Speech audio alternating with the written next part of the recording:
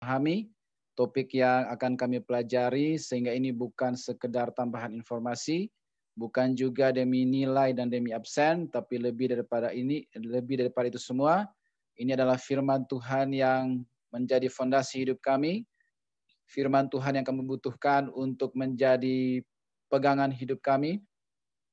Sebab Engkau berkata, firman-Mu adalah pelita bagi kaki kami dan juga terang bagi jalan kami. Supaya kami tidak tersesat dalam perjalanan kehidupan kami di dunia ini, maka kami sangat membutuhkan firman-Mu untuk menjadi pelita bagi kaki kami dan juga terang bagi jalan kami. Dan aku berdoa supaya firman-Mu itu juga yang menjadi manual book bagi kehidupan kami, supaya kami tidak salah menggunakan kehidupan kami untuk hal-hal yang tidak sesuai dengan firman-Mu. Maka tolong kami supaya kami menggunakan hidup kami sesuai dengan petunjuk firman-Mu, supaya kami boleh memuliakan Tuhan seumur hidup kami. Sucikan kami dengan darah-Mu dari segala dosa pelanggaran kami yang kami sadari ataupun tidak, sengaja ataupun tidak. Bebaskanlah kami dari segala yang jahat, dan darah-Mu menyucikan dan menguduskan serta melayakan kami, supaya kami menjadi umat yang berkenan di hadapan-Mu Tuhan. Pimpin kami dari awal hingga akhir, dan kami menolak segala pekerjaan iblis, setan, roh jahat yang ingin mencuri setiap benih firman Tuhan. Kami hardik dan kami tolak semuanya. Beri kami pikiran yang tenang, hati yang damai, fisik yang segar. Angkat semua kelelahan fisik maupun kelelahan emosional kami, kelelahan jiwa kami, singkirkan semua, berikan kelegaan, beri sukacita, beri kesegaran dalam jiwa kami untuk mengikuti kelas ini pada sore hari ini. Terima kasih Bapa, di dalam nama Tuhan Yesus kami sudah berdoa dan mengucap syukur. Haleluya, amin. Oke, topik kita pada sore hari ini ada di, lihat sebentar screen-nya. Oke. Mana dia? Oke, ini dia. Nah, judul kita pada sore hari ini adalah berbagai bentuk praktek penyembahan berhala. Ya, boleh di-mute dulu. Di-mute dulu. Ya, sana ya. Di-mute dulu seluruh mic-nya biar nggak putus-putus suara kita.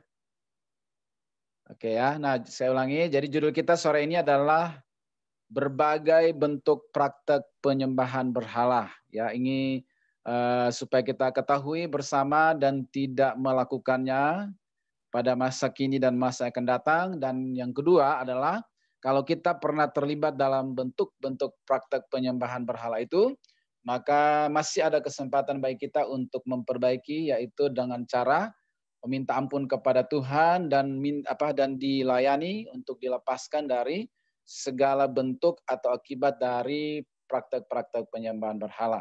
Ya. Nah, definisi dari penyembahan berhala adalah kita lihat berikutnya, next. Ya, definisi dari penyembahan berhala itu adalah segala sesuatu yang menempati hati kita melebihi Tuhan itu adalah berhala. Ya, saya ulangi ya. Jadi segala sesuatu yang diposisikan dalam hati kita atau kita tempatkan dalam hati kita melebihi Tuhan itu adalah berhala. Itu yang dimaksud dengan berhala. Nah, definisi yang kedua atau pengertian yang kedua adalah berhala itu adalah perbuatan-perbuatan yang menduakan Tuhan. Ya, perbuatan-perbuatan atau tindakan-tindakan yang menduakan Tuhan. Ya, next-nya lagi.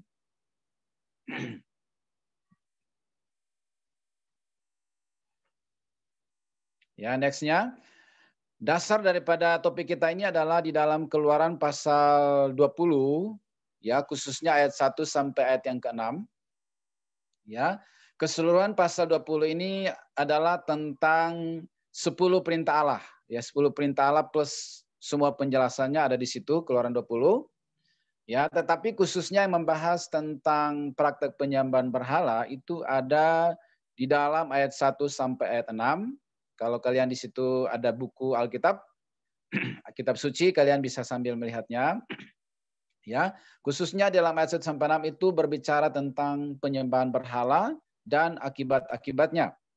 Di dalam ayat yang pertama di situ mengatakan bahwa jangan ada Allah lain di hadapanku. Ya, kata firman Tuhan. Ya. Oke. Kemudian yang kedua, di situ dikatakan bahwa jangan membuat bagimu patung berupa apapun untuk disembah. Jadi itu adalah perintah Tuhan, ya. Taurat, firman Allah yang diturunkan kepada Musa pada waktu itu dan juga untuk kita semuanya. Jangan ada Allah lain di hadapanku. Ya, kemudian jangan membuat patung berupa apapun yang ada di langit di atas, di bumi ataupun di bawah bumi. Tidak boleh membuat patung berupa apapun dengan tujuan untuk disembah. Kalau sekedar patung biasa yang bukan untuk disembah, ya kan kita ada namanya patung-patung pahlawan yang biasanya dibuat di tengah kota misalnya, itu tidak ada masalah ya, sejauh tidak untuk disembah. Tetapi patung yang sengaja dibuat dengan tujuan untuk disembah, itulah yang merupakan berhala atau menduakan Tuhan. Dan poin ketiga adalah di dalam ayat 1-6 ini, apabila ada orang yang melanggar firman Tuhan ini atau item atau poin ini, yaitu menduakan Allah dengan menyembah Allah yang lain, atau membuat patung berupa apapun kemudian menyembah patung itu, maka akan ada akibat kutuk, ya, yang akan turun sampai keturunan ketiga dan keempat. Ya, jadi yang buat misalnya si A, tetapi yang menerima akibat itu bukan cuma si A, melainkan anaknya yang bernama B, cucunya yang bernama C, dan cicitnya yang bernama D. Ya, jadi satu orang yang buat yaitu si A, tetapi efek akibatnya sampai ke D. Walaupun B, C, D tidak melakukan, tetapi mereka menerima akibat dari perbuatan si A yang menyembah berhala. Ya, kemudian misalnya lagi waktu si A meninggal, dia mewariskan ilmu, kekuatan atau berhalanya itu kepada si B, maka hitung lagi dari B dan keturunan ketiga dan keempat. Maka si C kena, si D sebagai cucu kena, si E tambah lagi satu garis si E sebagai cicit kena lagi akibat dari perbuatan si A dan B. Begitu seterusnya. Si C kalau masih belum bertobat juga, kemudian mewarisi berhala daripada A dan B, maka hitung lagi dari C, D, E, F, tambah lagi satu garis. Begitu seterusnya, begitu panjangnya ya barisan kutuk yang ada di dalam garis keturunan orang yang menyembah berhala.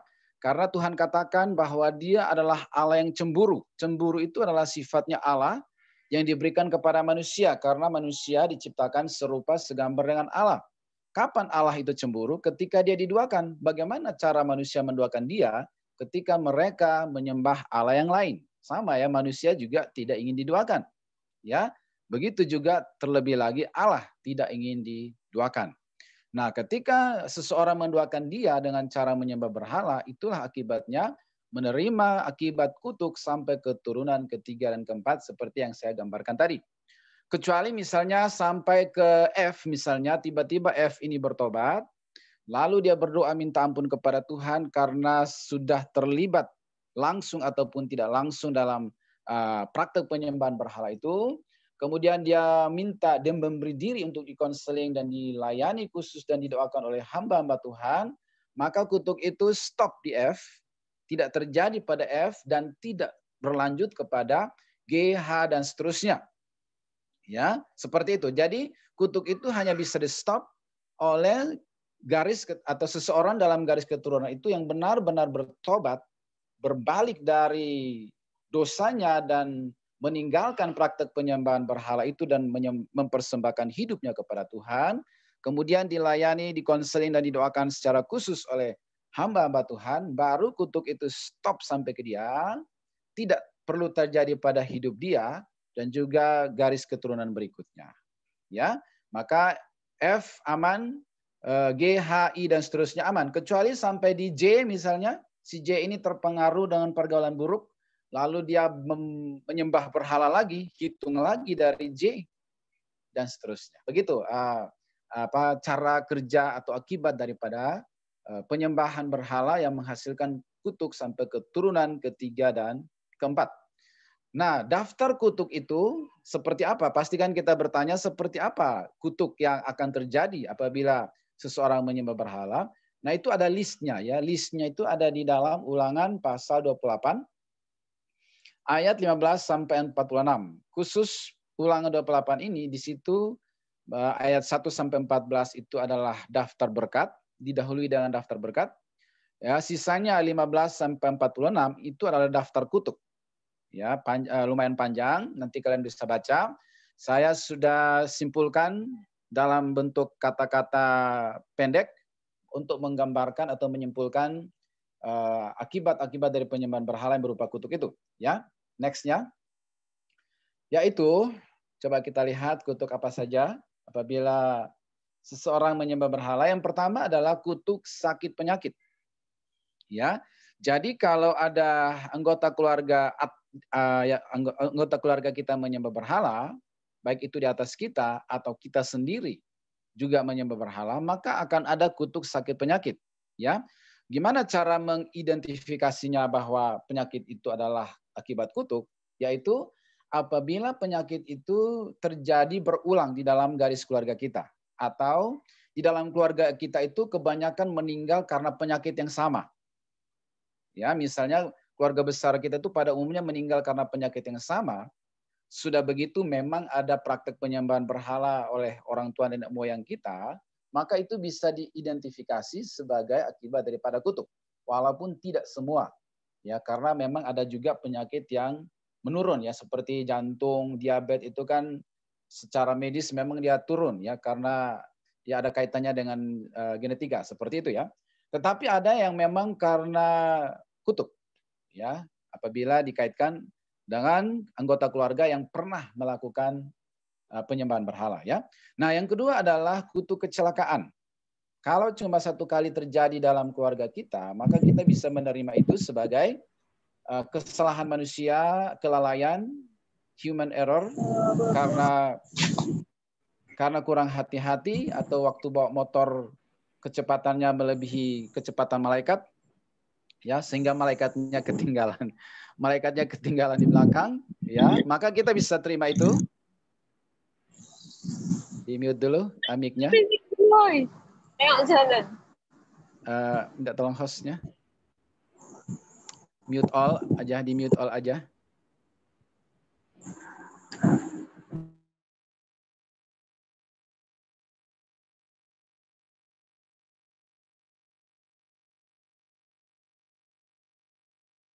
Kalau misalnya cuma terjadi sekali dalam anggota keluarga kita, maka kita bisa menerima itu sebagai kelalaian ya, karena kecepatan yang melebihi kecepatan malaikat sehingga malaikatnya ketinggalan, sehingga terjadilah eksiden atau kecelakaan ya.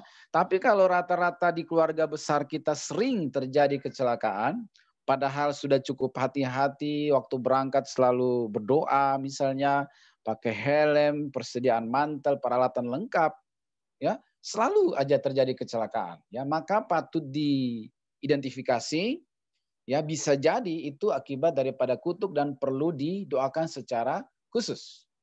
Ya, seperti itu ya cara mendeteksinya. Tidak selalu, tetapi kalau itu berulang, ya, dan sering terjadi walaupun sudah hati-hati, ya, maka itu bisa dideteksi sebagai mungkin saja akibat daripada kutuk karena mungkin pernah terlibat dalam praktek penyembahan berhala orang-orang di generasi di atas kita. Ya. Nah, suatu hari saya pernah mendoakan seorang ibu yang tinggalnya itu persis di depan gereja atau tempat kami beribadah. Ya, dia mengalami suatu kecelakaan ketika pulang membayar air di kantor PDAM, ya. Nah, waktu dia keluar, dia jalan di trotoar, tiba-tiba ada pick up yang aneh bisa lompat ke trotoar, padahal trotoar itu kan khusus pejalan kaki, tapi itu pick up bisa lompat ke trotoar dan menabrak dia. Akhirnya singkat cerita dia luka-luka, masuk rumah sakit, ya, dan kemudian kami tahu beritanya, kabarnya. Lalu saya menghubungi untuk menawarkan diri untuk datang mendoakan bersama seorang teman hamba Tuhan yang lain. Ya, singkat cerita beliau bersedia, jadi kami datang berdua, hamba Tuhan kami berdua datang menemui ibu itu, luka di sekujur tubuhnya dan tidak bisa berjalan beberapa hari. Nah, kemudian sebelum doakan saya mulai seperti mengkonseling atau bertanya. Saya tanya, Ibu, apakah ini adalah kecelakaan yang pertama kali? Dia bilang tidak, sudah sering terjadi pada diri dia.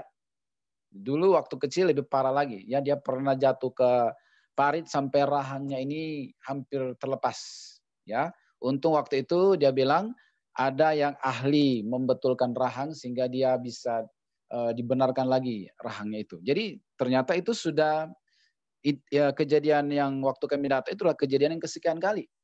Kemudian saya tanya lagi, apakah orang tua atau kakek nenek moyang pernah terlibat dengan penyembahan berhala? Dia bilang, oh iya.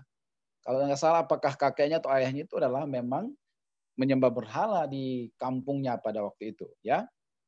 Seperti itu sehingga dia juga terkena akibatnya. Kemudian saya jelaskan tentang akibat dari praktek penyembahan berhala itu. Ya, singkat cerita saya tuntun dia berdoa untuk minta ampun mewakili orang tua dan nenek moyangnya yang dalam ketidaktahuan mereka sudah melakukan praktek penyembahan berhala. Kemudian kami doakan berdua sama hamba Tuhan ini. Dia terharu dan dia dijamah Tuhan, dia menangis. Kemudian dia setelah itu dia sembuh dan puji Tuhan sampai hari ini baik-baik saja. Tidak ada lagi kejadian-kejadian serupa itu, ya. Jadi memang harus diidentifikasi untuk didoakan dan itulah tujuan daripada kelas ini supaya kalian mulai mengidentifikasi kehidupan kalian dan juga keluarga besar kalian supaya ya, kalian bisa didoakan secara khusus dan tidak hidup merdeka, tidak dibayang-bayangi oleh akibat daripada penyembahan berhala ini. Kemudian yang ketiga itu adalah kegilaan atau sakit jiwa. Sekali lagi kalau cuma satu kali kejadian, mungkin itu karena terlalu berpikir keras, stres, frustrasi atau depresi sehingga bisa kemudian mengalami hal ini. Ya, tetapi ada kalau itu terjadi berulang di garis keluarga besar kita, ya ada beberapa orang yang mengalami peristiwa yang sama, ya mengalami gangguan jiwa katakanlah seperti itu, maka itu patut dideteksi sebagai akibat daripada praktek penyembahan berhala dan itu perlu didoakan dilayani khusus, ya. Jadi jangan dianggap itu biasa dan jangan mau menerima itu sebagai nasib bahwa keluarga kita layak untuk hal itu, ya. Ada harapan dalam Yesus untuk didoakan dan dipulihkan, ya. Kemudian yang berikut adalah mati muda. Ya, masih 20-an sampai 30 udah dipanggil Tuhan atau berpulang, ya. 30 sampai 40 berpulang. Kalau satu kali, dua kali mungkin wajar tidak jaga kesehatan atau tidak berhati-hati. Tetapi kalau itu adalah satu peristiwa yang berulang, ya, maka itu perlu juga didoakan secara khusus, ya. Oke, next. Ya, berikutnya lagi. Masih tentang ini. Kemudian juga kutuk kemiskinan. Ya, jadi sudah berjuang, sudah berusaha, tetapi sulit, begitu sulitnya untuk keluar dari kondisi ya kemiskinan ya seperti itu. Tapi tidak semua berarti karena kutuk ya, tapi ada hal tertentu yang itu akibat daripada kutuk. Ya, jadi perlu identifikasi ya. Berikut kemandulan. Ya, kalau di Alkitab itu memakai istilah terkutuklah buah kandunganmu. Nah, jadi rahimnya itu tidak diberkati atau terkutuk. Ya, kalau bahasa sekarang ya itu kemandulan.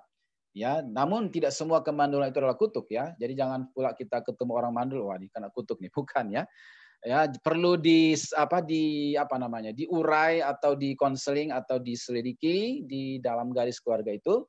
Kalau memang ada praktek penyembahan berhala, bisa jadi ya kemandulannya itu karena kutuk. Kalau tidak, mungkin itu adalah faktor medis dan lain sebagainya. Begitu juga dengan kutuk kegagalan, ya selalu gagal dalam usaha, dalam segala sesuatu, ya baru naik daun gagal. Ya ada aja peristiwa yang membuat sehingga berujung gagal dan bagi keluarga kita misalnya kegagalan itu adalah hal yang lumrah yang akhirnya sudah diterima sebagai sesuatu yang menjadi nasib. Ya, maka itu juga perlu diidentifikasi. Kalau ada kaitannya dengan kutuk maka perlu didoakan. Ya, ada harapan dalam Yesus. Ya, kemudian yang berikut adalah perceraian. Kalau satu kali kejadian terjadi di anggota keluarga kita, mungkin bisa kita deteksi itu sebagai mungkin salah pilih jodoh, terburu-buru, nggak berdoa dulu sebelum pilih pasangan hidup. Ya, akhirnya setelah masuk dalam pernikahan baru sadar bahwa nggak cocok, kemudian berpisah. Ya, mungkin itu istilahnya kasuistik ya, kasus yang terjadi sewaktu-waktu atau maksudnya terjadi ya tidak menyeluruh. Tetapi kalau itu terjadi dalam kebanyakan daripada keluarga besar kita, pernikahan mereka selalu berakhir dengan perpisahan atau perceraian, maka itu tidak boleh diterima sebagai nasib. Ya, harus ada yang memperjuangkan, mendoakan supaya jangan terjadi lagi pada generasi dia, ya, atau generasi kalian dan generasi berikutnya. Ya, dengan cara apa? Ya harus didoakan, dilayani secara khusus. Ya, jadi untuk hal ini kalian boleh, kalau kalian melihat di keluarga kalian ada mungkin potensi-potensi seperti itu, kalian bisa menghubungi kakak-kakak di Menara Doa itu untuk minta didoakan, atau bisa juga WA ke saya, ceritakan kisahnya seperti apa, ya. Nanti saya baca, kemudian saya bisa tanggapi dan memberikan solusi, ya. Berikut, next-nya lagi. Ya, itu tadi di dalam ulangan 20, di dalam pasal 20 tadi. Namun di situ hanya menyebut membuat patung berhala. Tetapi kalau dalam ulangan pasal 18 ini jauh lebih detail, ya, ada banyak, istilahnya lebih banyak variannya di sini, ya. Nah, kita pelajari supaya kita tidak melakukannya, atau kalau keluarga kita pernah terlibat, maka kita harus bertobat dan didoakan. Nah, di sini dalam ulangan 18 ini ayat 9 sampai 13 saya sudah simpulkan dalam beberapa poin-poinnya. Yaitu yang pertama adalah praktek mempersembahkan anak kepada dukun, mempersembahkan anak kepada berhala, mempersembahkan anak kepada dewa ini atau dewa itu adalah praktek penyembahan berhala. Ada anak yang waktu kecil sering sakit-sakitan, sehingga orang tuanya itu tidak tahu lagi harus bagaimana. Mereka mungkin juga tidak terpikir untuk bawa dia ke hamba Tuhan untuk didoakan, atau mungkin karena saking di kampung itu pengaruh mistisnya masih lebih kuat, sehingga cenderung lebih percaya kepada berhala, dukun daripada dokter atau hamba Tuhan. Sehingga waktu anaknya sakit-sakitan bukan dibawa ke dokter atau hamba Tuhan didoakan, melainkan dibawa ke dukun. Ya, kemudian diangkatlah dia menjadi anaknya dukun atau cucunya dukun, atau anaknya dewa ini atau dewa itu, atau cucunya dewa ini atau dewa itu. Bahkan ada yang mungkin memberi nama kepada anak ini, ada dukun yang memberi nama kepada anak yang dipersembahkan kepada dia atau dibawa untuk ditolong oleh dia. Sehingga namanya adalah nama pemberian dukun. Ya, maka itu juga berarti dukun dan roh-roh jahat yang disembah dia punya akses atas anak yang diberi nama itu. Karena itu istilahnya itu diserahkan kepada dia. Sehingga dia punya otoritas, wewenang, punya akses untuk masuk dan berbuat apa saja yang dia mau atas anak itu karena dia merasa berhak, karena pernah diserahkan kepada dia. Ya. Nah, kemudian begitu juga dengan anak yang menjadi cucu daripada dewa tertentu atau dewi tertentu, ya itu juga berarti dewa atau dewi yang semuanya itu adalah kategori penyembahan berhala, roh-roh jahat, itu juga punya hak akses, punya hak untuk bisa mengakses hidup daripada anak yang menjadi cucu daripada dewa itu atau diberi nama atau pernah ditolong oleh dewa-dewi itu. Ya, jadi kalau ada di antara kalian semua yang waktu kecil pernah dibawa orang tua untuk disembuhkan oleh dukun atau diberi nama oleh dukunkah atau dewa atau dewi tertentu, maka kalian harus terbuka dan jujur untuk didoakan supaya bisa dibebaskan dari akibat dari penyembahan berhala yang berupa kutuk keturunan itu, ya. Nah, sementara di gereja itu ada namanya penyerahan anak. Ya, harusnya anak kecil itu bukan dibawa ke dukun. Walaupun dia sakit-sakitan jangan dibawa ke dukun. Harusnya itu diserahkan ke gereja. Makanya di gereja itu ada namanya penyerahan anak. Kapan itu terjadi? Waktu dia kecil, ayah dan ibunya membawa anak ini di gereja kepada Tuhan. Kemudian biasanya didoakan secara khusus oleh hamba Tuhan untuk diserahkan kepada Tuhan, dan orang tua berkomitmen untuk mendidik anak ini dalam takut akan Tuhan. Itulah prosesi penyerahan anak di gereja, dan itulah yang harusnya dilakukan, bukan dipersembahkan kepada dukun atau dewa dan dewi itu. Ya. Nah, kemudian yang kedua adalah petenung atau meramal. Ya, ini ada hubungannya dengan meramal untung atau malang dalam kehidupan. Banyak orang yang ingin tahu apakah dia perjalanan hidupnya itu beruntung atau malang, sehingga mereka memberi diri kepada dukun-dukun atau roh atau peramal-peramal untuk meramal nasib mereka. Dan setiap orang yang memberi diri untuk diramal oleh tukang ramal, maka itu dia terlibat dalam praktek penyembahan berhala, dan dia akan menerima akibat dari penyembahan berhala itu karena dia menduakan Tuhan, berarti dia nggak percaya sama Tuhan. Dia lebih percaya kepada peramal, dia menyerahkan masa depannya kepada peramal, sehingga itu adalah perbuatan menduakan Tuhan, sehingga akan ada akibat kutuk yang turun atas dia dan keturunannya sampai keturunan ketiga dan keempat. Ya, kemudian juga namanya lagi berikut penelaah. Kita mengistilahkan dengan penelaah. Ya, penelaah itu sama dengan meramal nasib, meramal masa depan, tafsir mimpi, garis tangan, meramal garis tangan dan lain sebagainya. Semua itu adalah praktek penyembahan berhala. Jangan pernah memberi diri ya saudara untuk diramal oleh tukang ramal, meramal garis tangan kah, tafsir mimpi kah, ya atau saking pengen tahu tentang masa depan kemudian saudara beri diri diramal, ya itu adalah semua perbuatan-perbuatan penyembahan berhala dan ada akibatnya sampai keturunan ketiga dan keempat. Nah, saya ingin ceritakan kepada kalian ada kesaksian yang luar biasa dari seorang peramal yang bertobat. Ya, dia ini namanya Yusuf Harun. Kalian nanti bisa cek namanya di Google. Kesaksiannya ada di sana. Dan juga di YouTube itu kalau kalian ketik Yusuf Harun akan keluar semua video-videonya, kesaksian-kesaksiannya yang luar biasa. Ya, dia berasal dari Singkawang, Kalbar ini. Dia adalah keturunan Tatung ya yang punya ilmu kebal. Kemudian pindah ke Jakarta dan buka praktek meramal di Jakarta. Dan pada masa dia, saya lupa apa tahun 80 atau 90-an, itu sangat laris di kota Jakarta. Sangat populer dan sangat terkenal. Banyak orang datang antri memberi diri untuk diramal. Karena ramalannya itu akurat, tepat, dan sering terjadi persis seperti yang dia ramalkan. Ya, begitu kisah latar belakang dari Yusuf Harun. Ya, namun hari ini dia sudah bertobat dan menjadi hamba Tuhan, sering diundang kemana-mana untuk bersaksi dan berkhotbah.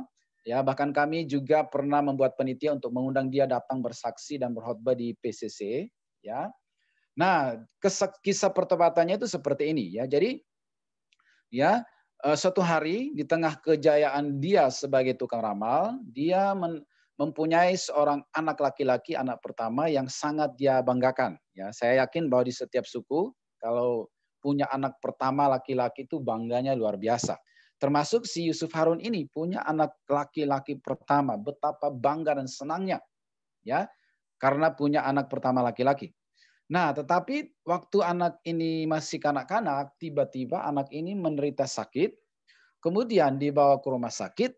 Ya, saking sayang sama anak ini, dia nggak izinkan orang lain menjaga, dia sendiri berkorban siang malam nggak pulang-pulang.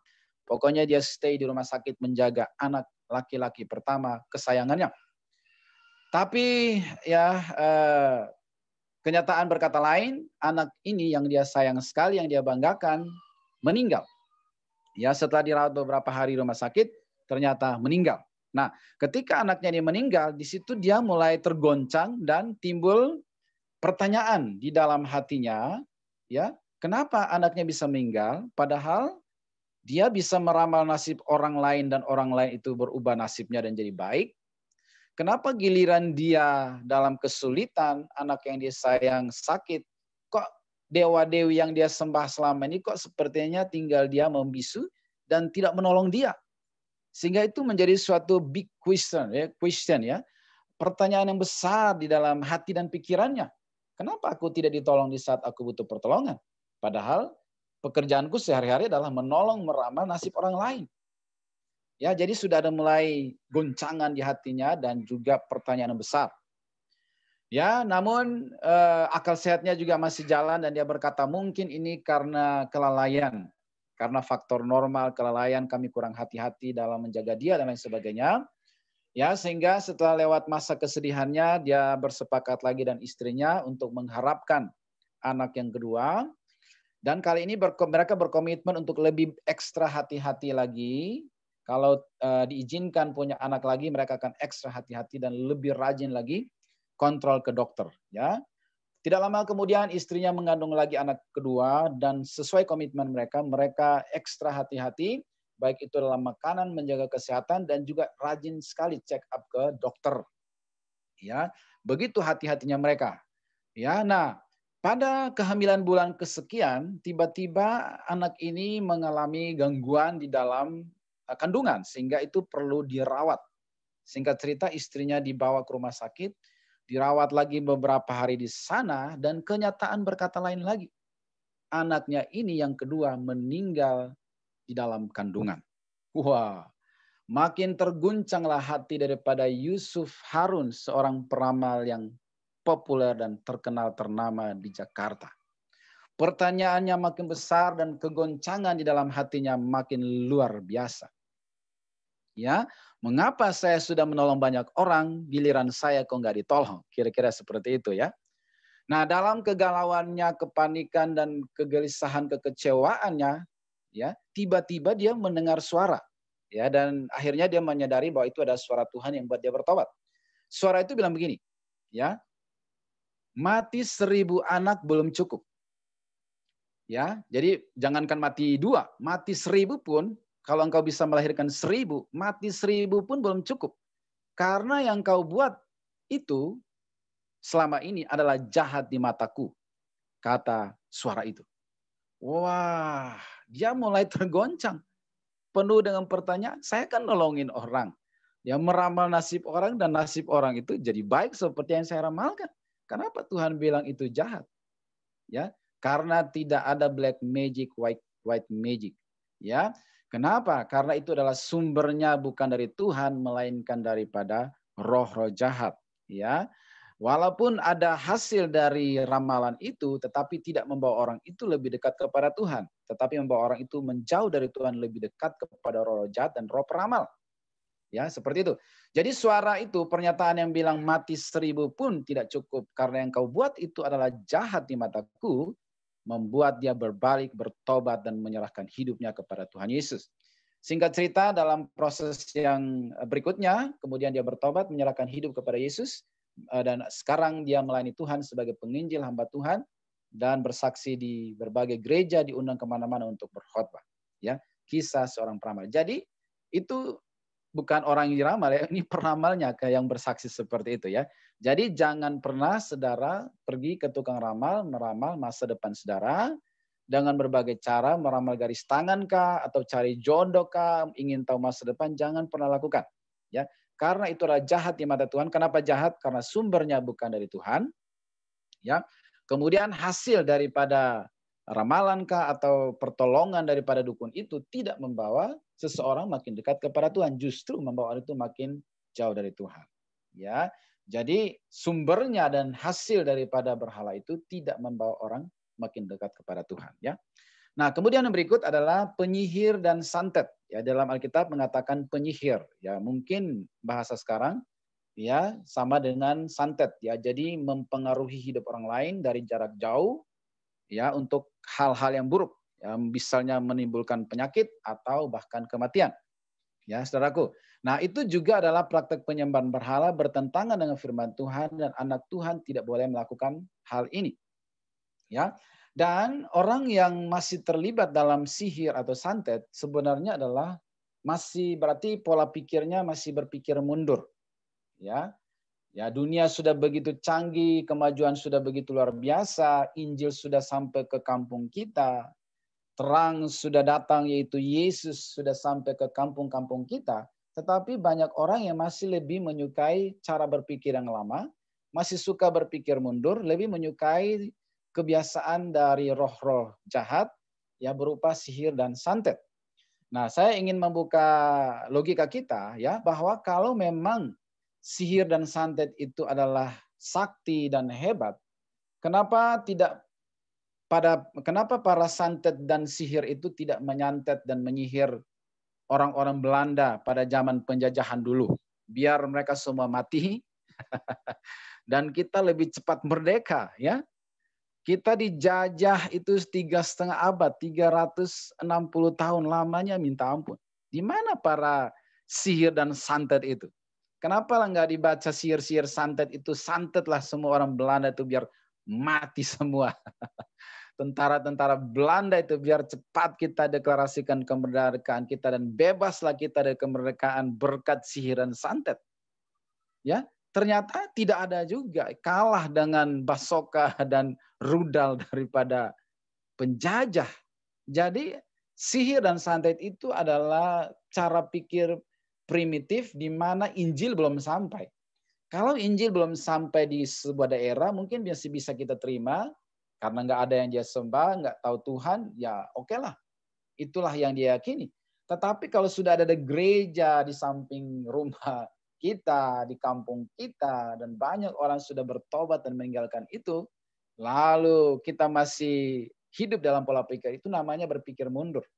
Ya, jadi logikanya seperti itu. Kenapa tidak menyantet orang-orang Jepang yang setengah tahun membuat kita menderita? Nenek moyang kita menderita disuruh kerja paksa, rodi, romusa, ya. Kenapa nggak disantet biar mati semua? Biar cepat merdeka kita sebelum 45, ya. Ya, jadi itu adalah logikanya seperti itu, ya. Jadi saudara sebagai mahasiswa harus punya wawasan yang luas, cara pikir yang lebih maju, sehingga saya harap kalian menjadi agent of change, agen-agen perubahan di kampung halaman saudara. Ya, kalau saudara pulang kampung dan masih melihat praktek seperti itu, saudara harus bersuara. Artinya memberi peringatan, memberi pencerahan, ya, memberi masukan supaya perlahan-lahan di kampung kita itu mulai ditinggalkan praktek itu supaya semakin majulah kampung kita itu dan bebas dari sihir santet dan akibat-akibat dari penyembahan berhala, ya. Nah, begitu juga dengan pemantra, ya, mantra. Mau cari jodoh pakai mantra, ya. Mau masuk kelas baca mantra. Mau naik bis baca mantra biar enggak celaka, ya. Mau naik pesawat baca mantra. Ya, itu semua adalah perbuatan mendoakan Tuhan. Harusnya kan berdoa dalam nama Yesus. Perlindungan kita yang sempurna adalah dalam nama Yesus. Oleh darah Yesus, bukan di dalam kuasa mantra. Mantra itu menjauhkan kita dari Tuhan, mendekatkan seseorang kepada roh-roh jahat yang disembah, ya. Jadi jangan lagi ya mau dimantrai atau menerima ilmu mantra kah, apalagi menjadi pemantra. Jangan pernah lakukan itu, ya, karena semua itu adalah praktek penyembahan berhala. Kemudian next yang maksud saya nomor 6, ya, belum nomor 6, ya. Yang keenam adalah bertanya atau berdoa atau berbicara kepada arwah orang mati. Ini juga adalah praktek penyembahan berhala. Orang Kristen tidak boleh berdoa kepada orang mati, tidak boleh berbicara kepada arwah orang mati, tidak boleh meminta petunjuk, nasihat atau apapun dari orang yang sudah meninggal.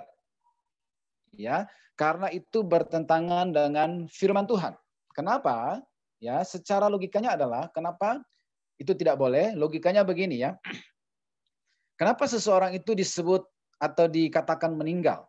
Ya, karena rohnya terpisah dari tubuhnya yang ditandai dengan berhentinya detak jantungnya dan berhenti bernafas.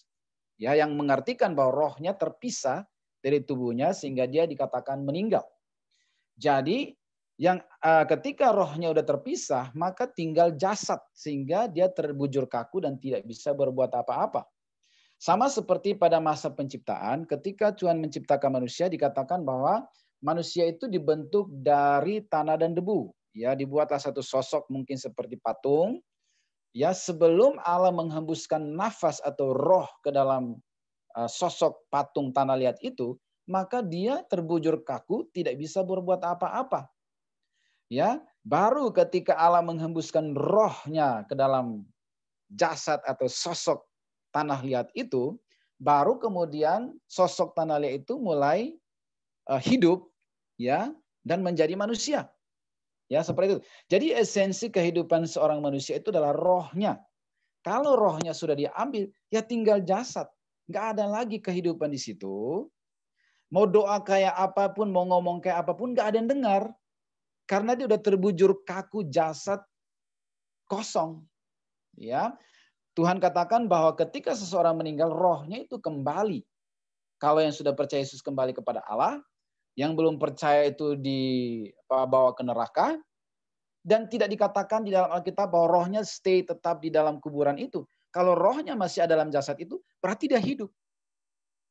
Dan tidak dikatakan meninggal. Seperti itu. Tetapi kenapa sampai dia dimakamkan, dikuburkan? Karena rohnya itu sudah terpisah. Kalau yang percaya Yesus kembali kepada Allah, yang tidak percaya ke neraka, ya saudaraku. Ya, jadi orang yang pergi ke kuburan berdoa, berbicara kepada arwah orang mati itu ya penyembahan berhala, karena yang mendengar doanya itu bukan Tuhan. Ya, yang mendengar dia juga bukan bukan orang yang di kuburan itu, melainkan roh-roh jahat. Ya, yang menipu memperdaya supaya orang Kristen itu semakin mencondongkan hatinya kepada berhala. Ya, apalagi kalau misalnya pulang dari kuburan ternyata malam-malam mimpi ketemu kakek lah, ketemu nenek, siapalah yang meninggal, itu sekali lagi bukan roh daripada kakek nenek yang meninggal itu. Melainkan iblis yang menyerupai orang meninggal itu datang menampakkan diri untuk menipu, memperdaya kita supaya kita percaya. Ya, dan dibelokkan dari iman kita kepada Tuhan Yesus. Orang yang sudah mati tidak ada hubungan lagi dengan orang hidup. Ya, nah Yesus suatu saat pernah menceritakan suatu perumpamaan untuk menjelaskan bahwa orang yang mati dan hidup itu tidak ada lagi hubungan apa-apa. Ya, dikisahkan di situ ada seorang kaya yang tidak takut akan Tuhan semasa hidupnya karena dia kaya dan dia merasa tidak butuh Tuhan. Kemudian ada orang miskin namanya Lazarus. Kemudian orang kaya dan orang miskin nasibnya sama. Dua-duanya meninggal. Nah, waktu meninggal orang kaya ini karena tidak takut akan Tuhan sewaktu hidup, maka dia dilemparkan ke neraka. Ya, sedangkan Lazarus yang miskin yang merasa tidak punya apa-apa, dia sangat butuh Tuhan dalam hidupnya sehingga dia masuk surga dan dikatakan duduk di pangkuan Abraham. Ya, kemudian dari neraka sana si orang kaya ini berteriak berseru meminta tolong kepada Abraham dan katakan, "Abraham, tolong suruh Lazarus ke sini membawakan kepada saya setetes air karena aku sangat kehausan dan kepanasan di dalam neraka ini." Lalu Abraham bilang apa? Oh, tidak bisa. Karena di antara kamu dan kami ada jurang yang sangat dalam yang tak terseberangi sehingga kami tidak bisa ke situ, engkau pun tidak bisa ke sini. Ya, Abraham menjelaskan seperti itu. Lalu si orang kaya ini bilang, kalau gitu suruhlah Lazarus hidup kembali. Ya, supaya dia memperingatkan saudara-saudaraku karena mereka banyak yang belum bertobat supaya mereka jangan mengalami nasib seperti saya. Lalu apa kata Abraham? Oh, tidak bisa juga. Di dunia sudah ada pendeta, sudah ada nabi, sudah ada rasul, sudah ada hamba-hamba Tuhan, pendeta dan gembala. Kalau mereka tidak percaya kepada hamba-hamba Tuhan itu, maka sekalipun Lazarus bangkit, belum tentu mereka percaya. Jadi dari situ menjelaskan bahwa orang yang sudah mati tidak ada lagi muncul untuk memperingatkan manusiakah, muncul lagi dalam mimpikah, tidak ada. Ya, kesempatan untuk bertobat bagi seorang manusia adalah sebelum dia meninggal. Kalau sudah terlanjur meninggal, tidak ada lagi kesempatan untuk bertobat. Ya. Kemudian kesempatan untuk berbakti kepada orang tua juga waktu dia hidup. Berbaktilah kepada orang tua waktu dia hidup, bukan pada waktu dia meninggal. Kalau dia sudah meninggal, orang tua kita itu, maka bakti sebesar apapun udah nol nihil, nggak ada artinya. Ya, termasuk kalau membawa makanan, maaf kata nih ya, ke kuburan, memberi makanan, minuman, ya, pada musim ziarah tertentu, itu juga praktek penyembahan berhala, menyalahi firman Tuhan. Karena apa? Orang mati itu nggak bisa makan lagi. Ya, jangankan yang meninggal, kita aja kalau kelelahan lalu ya kita aja yang kelelahan lalu tertidur pulas misalnya begitu, itu kan kalau ada orang ngomong di sebelah kan kita nggak dengar lagi. Ada motor lewat pun sudah tidak kedengaran karena begitu pulasnya kita tidur. Itu baru tidur, apalagi meninggal. Kita yang tertidur lelap aja udah nggak dengar apa-apa orang ngomong, apalagi yang meninggal. Jadi kadang-kadang kita ini tertipu oleh kebiasaan turun-temurun, oleh tradisi orang tua nenek moyang, sampai kadang-kadang akal sehat kita nggak sadari bahwa kita sudah mengabaikan akal sehat kita. Ya, bahwa tidur aja kalau pulas, ya makan pun nggak bisa, dengar sesuatu pun tidak lagi, apalagi kalau meninggal. Ya, jadi perbuatan berbicara kepada arwah, berdoa kepada orang mati, meminta petunjuk atau mempersembahkan makanan minuman kepada roh-roh orang mati itu adalah tindakan-tindakan penyembahan berhala. Dan firman Tuhan katakan bahwa itu semua adalah kekejian di mataku, dan gara-gara itu maka bangsa-bangsa yang melakukan praktek itu dihalau dari hadapan Tuhan. Ya, jadi Tuhan sangat benci kepada praktek penyembahan berhala. Tidak banyak hal Tuhan katakan aku benci, hanya ada beberapa, dan yang paling Tuhan benci adalah praktek penyembahan berhala, karena itu adalah perbuatan menduakan Tuhan Yesus. Ya, jadi ya jangan berbicara kepada arwah atau pergi ke tukang ramal, atau pada waktu ziarah saudara berdoa ke kita. Orang Kristen tidak juga mendoakan arwah. Pada hari ibadah pemakaman, kalau ada keluarga kita yang meninggal secara Kristen, saudaraku, maka ibadah penghiburan itu adalah tujuannya menghibur keluarga yang ditinggalkan, mendoakan istri ke anak keluarga yang ditinggalkan supaya mereka dikuatkan, dihiburkan, supaya tidak larut dalam kesedihan. Ya, kemudian yang kedua memperingatkan. Biasanya itu juga khotbah penginjilan kepada orang-orang hidup, memperingatkan mereka bahwa kematian itu adalah misteri, tetapi adalah juga suatu kepastian. Suka nggak suka, mau nggak mau, setiap orang suatu kali kelak akan menghadapi kematian. Maka persiapan terbaik adalah bertobat. Ya, jadi ibadah penghiburan itu dua tujuan daripada itu: menghibur keluarga yang ditinggalkan dan menginjili yang hidup supaya bertobat. Ya, jadi tidak ada doa arwah di dalam kekristenan. Ya, karena apapun yang kita doakan terhadap orang yang sudah meninggal tidak ada ngaruh apa-apa. Tidak membuat dia berpindah dari neraka ke surga atau sebaliknya. Sia-sia doa itu, dan itu iblis yang senang. Karena dia berhasil menipu orang Kristen atau orang percaya. Ya, seperti itu, mudah-mudahan kalian bisa paham dan bisa menjelaskannya dengan baik dan juga meninggalkannya kalau ya kemarin-kemarin belum paham. Ya, berikut next-nya lagi. Ya, ini adalah turunan daripada poin-poin pokok tadi. Ini nggak ada di ulangan itu, tapi ini adalah turunannya atau bagian dari praktek-praktek itu. Yaitu kalau saudara memanggil jelangkung, memanggil roh jahat, itu juga perbuatan penyembahan berhala. Menyembah pohon, binatang, patung, benda mati, ya, misalnya pakai cincin, batu cincin tapi ada isinya, menyimpan guci tetapi ada isinya, menyimpan mandau ada isinya, ya, pedang ada isinya, itu semua adalah penyembahan berhala dan Tuhan benci kepada penyembahan berhala itu dan ada kutuk yang membayangi. Memakai jimat-jimat, ya, seperti yang saya bilang minggu lalu, cantik-cantik, di tasnya ada gigi babi, ya, ada jimat, ya. Ganteng-ganteng, di dompetnya ada akar apa gitu, ya, berhala, memakai jimat, ya, patung keramat, keris dan lain sebagainya. Itu semua penyembahan berhala dan itu adalah cara pikir yang mundur. Jadi kalau saudara sampai hari ini masih ada jimat-jimat yang saudara simpan, saudara harus segera minta untuk didoakan dan jangan biarkan itu berlarut-larut. Itu sangat mendoakan Tuhan dan Tuhan murka. Tuhan murka, Tuhan benci, ya, semua praktek itu. Ya, saudara bisa hubungi kakak-kakak di BKMK atau juga saya, ya. Nah, dalam kelas-kelas kita yang tahun lalu, di mana masih bisa retreat secara offline, tahun lalu itu ada dua atau tiga wanita yang dari kampungnya itu dibekali jimat oleh kakek neneknya. Ya, puji Tuhan di retreat mereka sadar, bertobat, dipulihkan, dan mereka mau dengan rela menyerahkan jimat-jimat itu setelah dikonseling. Ya, didoakan, kemudian bebas mereka dari semua itu, dan mereka mempersembahkan hidup untuk melayani Tuhan. Bahkan salah satunya itu akhirnya meninggalkan, terpanggil khusus untuk sekolah teologia. Satu lagi masih ada di BKMK dan sudah terlibat dalam pelayanan di BKMK, ya. Jadi orang yang meninggalkan cara hidup yang lama akan dipakai Tuhan untuk melayani Tuhan yang luar biasa. Yang berikut adalah, ya, tidak boleh orang Kristen berkunjung ke tempat keramat mencari kekayaan. Ya. Jadi minta kekayaan tapi dari roh-roh jahat. Ya. Nah, itu tidak boleh, ya, karena itu bertentangan dengan firman Tuhan. Saya sudah katakan bahwa iblis itu sebenarnya tidak punya apa-apa untuk diberikan kepada siapapun, karena dia adalah malaikat yang terkutuk, jadi dia itu tidak punya apa-apa. Kalau dia bisa beri, itu dia mencuri. Mencuri dari mana? Mencuri yang harusnya menjadi jatah anak cucu daripada orang yang menyembah berhala itu dicuri, ditarik ke sini, dikasih kepada orang yang menyembah dia saat ini, sehingga anak cucunya yang akan datang itu akan melarat miskin malang, tidak punya apa-apa, karena jatah mereka itu sudah diambil oleh dicuri oleh iblis, ya. Seperti itu, ya. Jadi Kemudian biasanya kekayaan yang diberikan itu disertai dengan akibat tumbal.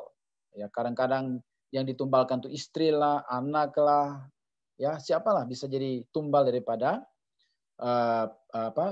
praktek penyembahan berhala mencari kekayaan dari tempat-tempat keramat. Ya. Dan yang berikut adalah zodiak, ya, misalnya Taurus, Sagittarius, Cancer, Taurus ya dan macam-macam yang lain ya, itu juga adalah praktek penyembahan berhala. Kenapa? Karena di zodiak ini dia menyebut bahwa ada hari-hari yang buruk, ada hari sial, ada hari baik, ada hari sial. Padahal pada masa penciptaan Tuhan katakan bahwa dia melihat semuanya baik, sungguh amat baik. Di hari terakhir, hari ke-6, setelah Tuhan ciptakan semuanya, dia katakan bahwa aku melihat semuanya sungguh amat baik. Kata lainnya sempurna. Tidak ada hari yang tidak baik. Tetapi si zodiak bilang ada hari sial. Ada hari tidak baik. Jangan keluar hari Kamis misalnya karena itu hari tidak baik untuk cinta, untuk keuangan macam-macam. Ya, itu model ramalan, mirip ramalan juga. Ya, jadi orang Kristen ya tidak boleh juga ya mempercayai zodiak semacam itu. Yang berikut adalah ya tidak boleh melakukan hipnotis atau memberi diri dihipnotis. Ya, karena itu juga adalah sumbernya daripada roh-roh jahat. Ya, mantra tadi sudah kita bahas. Perjanjian darah, ada orang yang saking mencari ilmu hitam, akhirnya sampai menggores dirinya, keluarkan darah, lalu perjanjian dengan roh tertentu atau dukun tertentu, ya untuk dapat ilmunya itu, ya. Ya, seperti itu. Itu harus didoakan ya kalau ada yang pernah terlibat, ya. Kemudian air dukun, air suci itu juga adalah bagian daripada praktek penyembahan berhala dan bertentangan dengan firman Tuhan dan ada akibatnya berupa kutuk sampai keturunan ketiga dan keempat. Ya, berikut nextnya lagi kita lihat. Ya, begitu juga dengan ada namanya susuk ya, yang ditanam di dalam tubuh biar semakin ganteng, yang cantik semakin cantik, yang tampan semakin tampan ya. Itu juga berarti kurang pede dengan ketampanan, kecantikan dari Tuhan. Itu juga berhala ya. Melakukan meditasi tenaga dalam bertapa juga penyembahan berhala. Black magic, white magic sama aja di mata Tuhan itu kejahatan. Seperti tadi kesaksian Yusuf Harun ya. Tatung, ilmu kebal api, benda tajam juga jelas-jelas itu penyembahan berhala. Memelihara tuyul juga berhala. Memakai jasa-jasa dukun. Orang pintar cari barang hilang. Sendok hilang. Pensil hilang. Motor hilang. Ya, itu semua adalah praktek perdukunan. Ya. Yang berikut lagi adalah pawang. Menghentikan hujan. Itu juga sumbernya dari roh-roh jahat. Ya, padahal orang Kristen diberi kuasa. Ya, otoritas. Kalau sekedar menghentikan hujan, dengan berdoa juga saudara bisa. Dalam pelayanan yang saya lakukan, bila hendak berangkat kemudian ada hujan yang sangat lebat yang menghalangi, maka tinggal berdoa dalam nama Yesus. Kami hentikan hujan, maka hujan bisa berhenti. Jadi ada kuasa, otoritas, power yang diberikan kepada anak-anak Tuhan untuk yang melakukan tanda heran dan ajaib. Ya, itu ada janji Tuhan dalam Markus pasal 16 dan juga dalam Matius ya. Dan juga Lukas ya. Nah, kemudian bahkan sekarang ada ilmu pengetahuan, kecanggihan teknologi untuk mengurai awan supaya jangan hujan. Misalnya ada konser band band ungu misalnya di Rumah Radang atau di GOR, ya. Maka hal yang paling ditakutkan konser itu adalah kalau tiba-tiba hujan, bisa bubar semua ya. Jadi ada, kalau saudara perhatikan pernah nonton itu, ada sinar laser yang berputar-putar seperti itu arahnya ke atas, ke langit, ke awan. Itu adalah alat untuk mengurai awan supaya kalau awan itu terurai maka tidak jadi hujan. Kenapa bisa terjadi hujan? Karena terjadi awan yang tebal, mendung, kemudian turun hujan. Tapi kalau berhasil diurai tak jadi hujan. Ya. Nah, dengan alat ini bisa mengurai awan sehingga di lokasi itu tidak bisa atau tidak jadi hujan. Ya. Jadi pawang itu udah tempo dulu ya. Sumbernya juga dari roh-roh jahat. Sudah ada ilmu pengetahuannya, ya. Teknologinya sudah ada. Nah, kemudian yang berikut adalah menyimpan benda-benda gaib atau keramat. Itu juga berhala. Dan yang berikut adalah indigo. Indigo ini adalah kemampuan melihat dunia lain. Kadang-kadang anak kecil udah indigo. Ya, kecil-kecil udah ngelihat dunia lain sehingga dibayang-bayangi oleh ketakutan. Indigo itu bukan karunia dari Tuhan, melainkan kekuatan supranatural yang diturunkan karena orang tua nenek moyang yang pernah menyembah berhala. Jadi orang indigo itu harus didoakan, harus ditolong. Karena dia sendiri sebenarnya tersiksa dengan apa yang dia lihat. Tuhan tidak menciptakan manusia untuk melihat dunia lain. Ya, karena itu nggak ada gunanya. Ya, jadi kalau ada yang bisa ngelihat dunia lain, itu pasti kekuatan supranatural yang turun daripada orang tua nenek moyang di atas yang menyembah berhala. Kemudian indigo itu dia bisa ngelihat masa depan, misalnya, tapi yang ngeri-ngeri aja yang bisa dilihat. Misalnya kecelakaan yang akan terjadi tanggal sekian, atau jam kesekian yang akan datang, dia udah bisa tahu, melihatnya dengan jelas kronologis peristiwanya, tapi yang celaka-celaka aja yang dia bisa lihat. Yang lain yang selain celaka dia nggak bisa lihat. Jadi itu semua adalah kekuatan kemampuan dari setan-setan, dari roh jahat. Kadang-kadang itu turun dengan sendirinya tanpa diinginkan oleh si anak ini. Jadi itu perlu ditolong dan didoakan. Nah, dalam pengalaman saya pribadi bersama teman-teman dalam pelayanan, itu sudah ada beberapa orang yang pernah kita doakan yang latar belakang indigo kemudian disembuhkan. Salah satu yang sering saya ceritakan itu adalah seorang guru yang indigo. Setiap kali dia ke sekolah, dia selalu melihat ada roh jahat di sekolah, bergelantungan di sana-sini, sehingga dia ketakutan. Padahal ini orang Kristen ya. Jadi dia begitu tersiksa karena apa yang dia lihat. Nah, puji Tuhan di sekolah itu ada teman gurunya yang sudah lahir baru, yang sudah imannya cukup baik dalam Tuhan. Lalu dikenalkan kepada saya, singkat cerita kami janjian, kemudian kami mengkonseling si ibu guru ini. Ya, dan dalam konseling itu sama seperti yang sudah saya katakan, bahwa ternyata memang dia tidak menyembah berhala, tapi ayah dan ibunya itu adalah adalah ayah dan ibu petapa yang suka bersemedi, lalu berhubungan secara batin dengan roh-roh jahat tertentu. Sehingga kekuatan kemampuan itu otomatis turun kepada dia, walaupun sebenarnya dia tidak menginginkan itu. Nah, itulah latar belakang dari indigo, dan mereka yang mengalami indigo atau mengidap indigo sangat perlu ditolong dan didoakan. Ya, next. Berikutnya lagi, yang terakhir adalah ada namanya berhala modern. Jadi bukan hanya patung dan jimat mantra itu yang disebut dengan penyembahan berhala. Ada namanya berhala modern, yaitu uang, harta, kekayaan, posisi jabatan, ketenaran, seks, hobi, dan lain sebagainya. Ketika semua itu diposisikan di hati kita melebihi Tuhan, maka itu adalah berhala.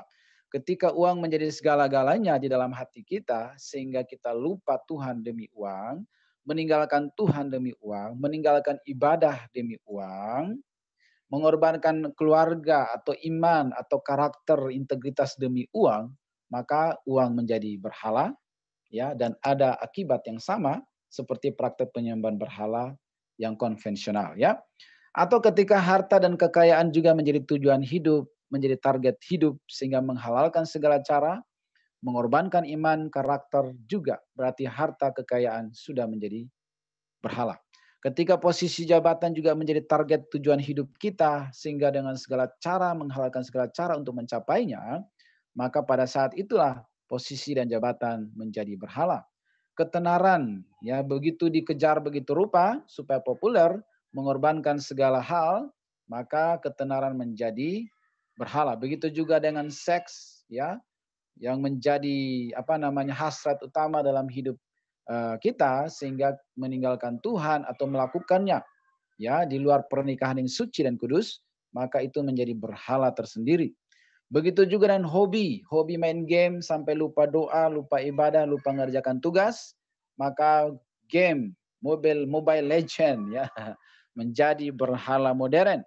Ya, suka main futsal, saking sukanya sampai nggak ke gereja karena janjian main futsal pada jam ibadah, ya.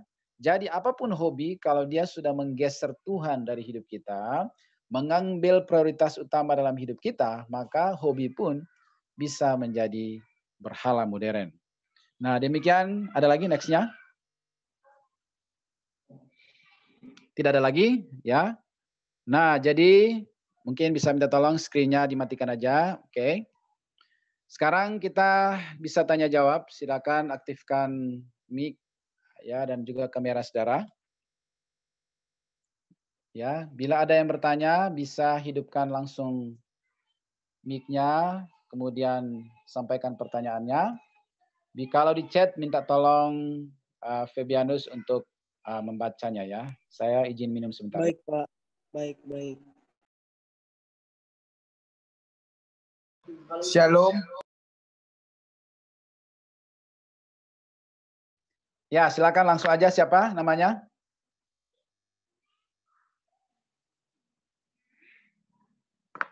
Siapa tadi?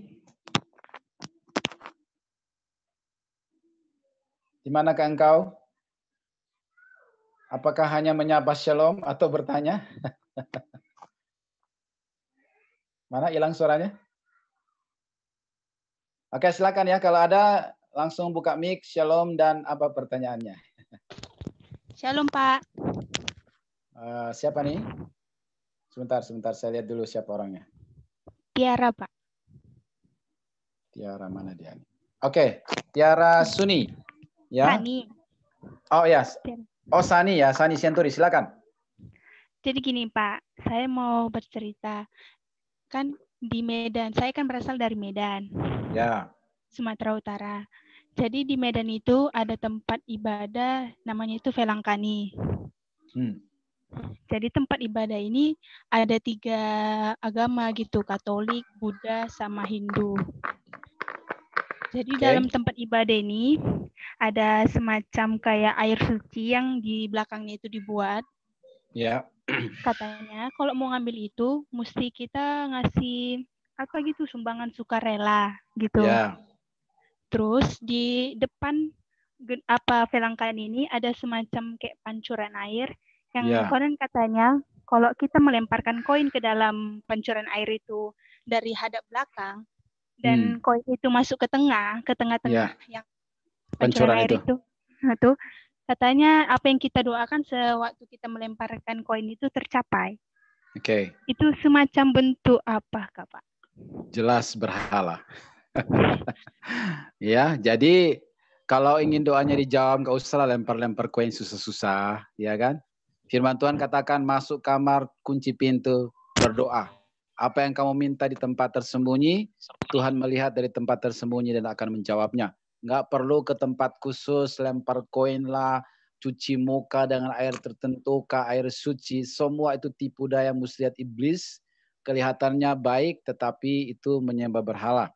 Makanya Amsal katakan ada jalan yang disangka orang lurus, tapi ujungnya menuju maut. Kelihatannya baik. Kayak tadi yang tukang ramal kan nampak baik. Tapi ternyata di mata Tuhan itu adalah jahat. Karena sumbernya bukan dari Tuhan. Tuhan tidak perintahkan kita bila engkau ingin dijawab doanya. Tidak ada ayat yang bilang bila ingin doamu dijawab pergilah ke sebuah air. Ya, yang ada di Medan. Ya. Lalu bawalah koin sebanyak-banyaknya. Lemparlah sesering-seringnya. Biar masuklah koin ke pancuran itu. Maka susah benar ya jadinya. Ya gimana ini di Papua harus ke Medan lempar koin kan? Jadi itu ya penyembahan berhala ya. Jadi Sani nggak usah ke situ ya. Ya cukup ya, tutup kos berdoa, Tuhan pasti jawab doamu asal dengan iman, ya percaya dan dalam nama Yesus. Ya, oke? Oke Pak. Oke, yang lain nextnya lagi berikut kalau ada. Yang ada yang bertanya Pak, nanti saya bacakan. Boleh langsung aja. Ya Pak. Saya mau ini dari Darwin Lamrotua Pasaribu Pak. Horas, silakan. Saya mau bertanya Pak, biasanya saya melihat di televisi ada artis-artis yang suka menggunakan kartu tarot untuk dilihat pribadinya. Apa itu juga termaksud penyembahan berhala Pak? Kartu tarot ya? Iya Pak, kartu tarot. Apa itu tarot? Kayak apa? Kayak ramalan? Nggak tahu ya? Oh. Kartu-kartu di televisi.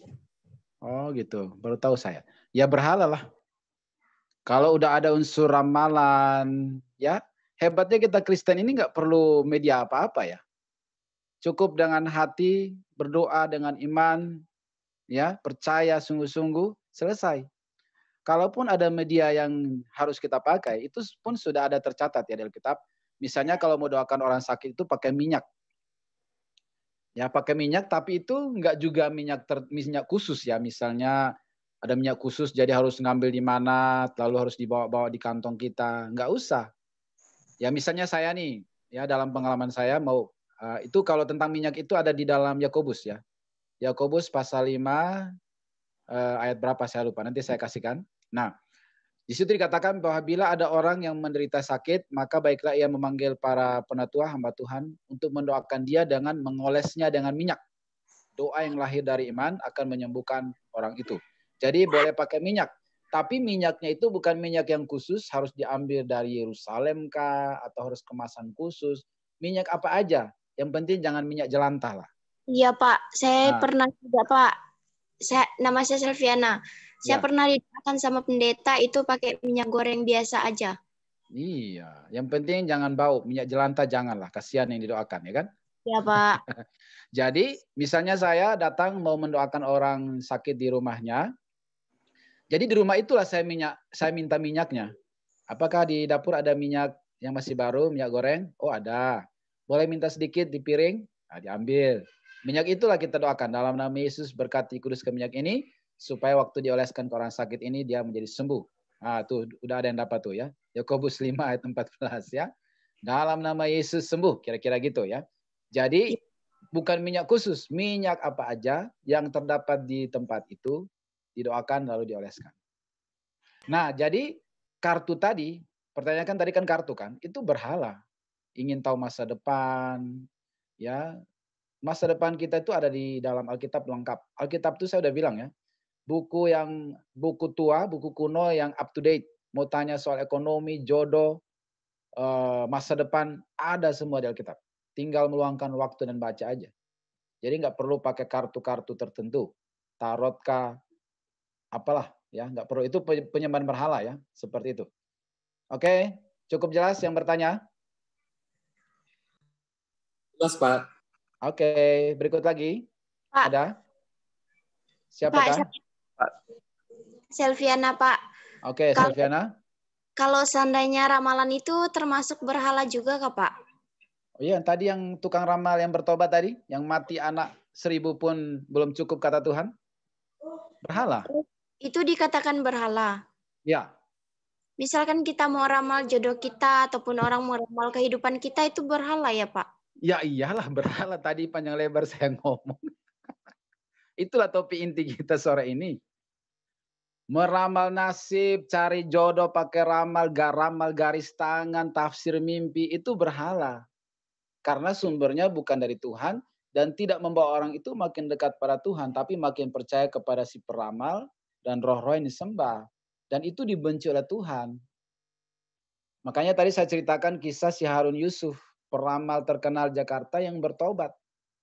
Anaknya 2 meninggal, Tuhan bilang mati, jangankan mati 2, mati 1000 pun anakmu belum cukup. Karena yang kau buat itu jahat di mataku. Padahal yang dia buat itu meramal nasib orang biar jadi baik. Ya, jadi itu berhala ya. Jadi jangan beri dirimu diramal ya. Iya, Pak. Pernahkah kamu diramal? Dulu kan Pak, saya waktu SMP itu pernah ada orang yang lihat telapak tangan saya, Pak. Ya, lalu? Terus dia bilang, "Oh, nanti kamu mau jadi orang itu orang sukses," kata bilang kayak gitu. Dari tangan aja kata dia bilang gitu, Pak. Oh, ya itu jangan percaya walaupun kayaknya bagus ramalannya. Ya, tapi sumbernya itu bukan dari Tuhan. Kalau hanya sekedar bilang masa depan bagus, nggak perlu dia ngomong. Di dalam Yeremia 29:11 sangat jelas Tuhan bilang, rancangan Tuhan atas kita bukan rancangan kecelakaan, tapi rancangan damai sejahtera untuk memberikan hari depan yang penuh harapan. Udah jelas di Alkitab. Kenapa harus dia meramal lagi? Ya, jadi kalau itu pernah dilakukan, itu kamu sendiri yang memberi diri atau dia tiba-tiba nongol muncul ketemu lalu meramal? Kan dulu saya di warung kan Pak. Ya. Terus dia tuh mau beli es, kalau seingat saya ya Pak. Beli es, dia bilang dia lihat ada, karena saya tuh ada tai lalat di telapak tangan saya sebelah kanan. Oh gitu. Jadi, wah, tangan kamu ada tai lalat, dia bilang kayak gitu kan. Terus dia lihat jari-jari gitu, lihat apa garis-garis tangan gitu. Dia bilangnya, oh nanti masa depanmu bagus, kita bilang kayak gitu. Wah, percaya apa enggak ya gitu. Senang sekali kalau orang bilang kita mau sukses ke depannya, tapi belum percaya benar sih Pak.